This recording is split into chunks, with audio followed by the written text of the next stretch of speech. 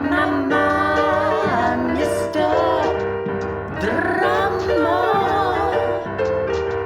You say you don't need it, and yet you go and feed it.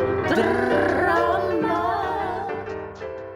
So we have 2 more anime from the last season to go, praise the Lord. And first is Flip Flappers. But what is this Flip Flap to which they erse? Flip Flap is a type of toy that dances, sings, and works on sun energy, a type of dribbling in football, a Left 4 Bun's album and song, and of course the sound your ballsack makes if you shake it too much. Unfortunately, the anime Flip Flappers is not about some football-playing plants with a French accent that work as urologists in their spare time. It's an anime about 2 underage girls ski each other, very much with some pretty pictures in the background. That's right, folks, another anime that wants to be weird, or as people like to call it nowadays, art house, where everything is so unusual but at the same time colorful, pretty, noisy, and like most of modern art house, offers nothing of value except for pretty pictures. Let's just quickly finish this mess so I can go and do something useful. The plot here is simple. There is a coconut. Coconut grows on a tree and doesn't want to contribute to society in any way, shape, or form. There's paprika, a hot spice that mixed with coconut makes people shit really hard, but as usual that never stopped anyone before. In this anime though, mixing paprika with coconut makes people also really fucking high, and after they stop convulsing, they say that they were in the world of pure illusion, which is essentially Wonderland only made in Japan. Oh, and coconut leaves can spontaneously turn people into moss colonies. Incoherent drivel?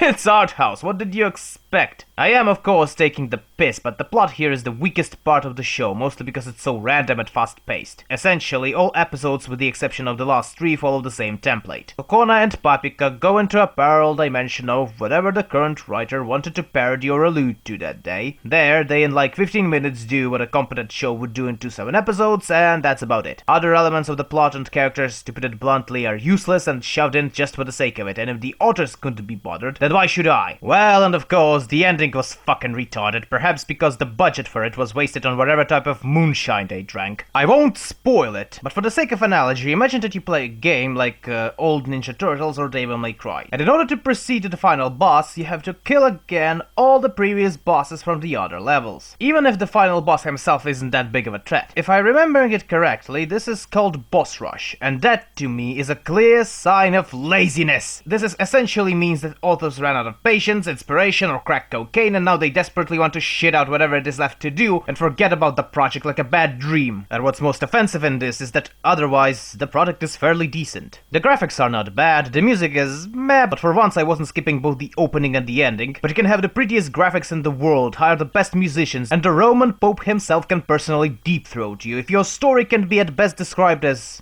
meh, then you might as well could give your budget money to homeless people or the government. Flip Flappers can be used to explain the current state of art over the last 2 centuries. The reason why Cubism became more popular while Dadaism died during its infancy is not because one was more colorful, but because as a style, Cubism was more complete. You can insert as much references to Young or call rabbits with German aristocracy names as you want. Without a coherent story, it's still nothing more than senseless ramblings. And for the most part, people don't like senseless ramblings, they like ramblings coated in tartar sauce.